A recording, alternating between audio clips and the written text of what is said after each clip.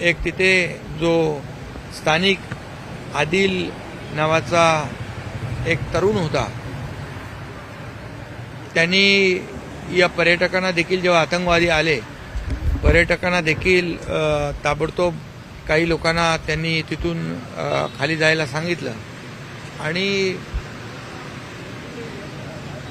शेवटी एका आतंकवाद्याची बंदूक त्यांनी खेचली आणि बंदूक खेचत खेचत त्याला, म्हणजे कारण पर्यटकांवर तो गोळीबार करू नये पुन्हा म्हणून त्याने जीवाची बाजी लावली आणि त्याच्यामध्ये मागून दुसऱ्या एका आतंकवाद्याने अतिरेक्याने त्याला गोळ्या घातल्या आणि तो त्याच्यामध्ये शहीद झाला. त्याच्याशी, त्याच्या परिवाराशी देखील मी आज फोनवर बोललो. आपले कार्यकर्ते तिथे गेले,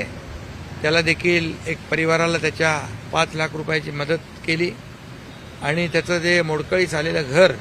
देखील आपले कार्यकर्ते तिथं त्याला पुन्हा बांधून देतील. कर्तव्य म्हणून तेही, कारण त्यांनी देखील, तो देखील घरातला कुटुंबातला तरुण होता आणि त्याचे आईवडील, त्याची भावंडं त्याच्या जीवावर होती आणि म्हणून त्या परिवाराला देखील आपण एक कर्तव्य म्हणून मदत केलेली आहे.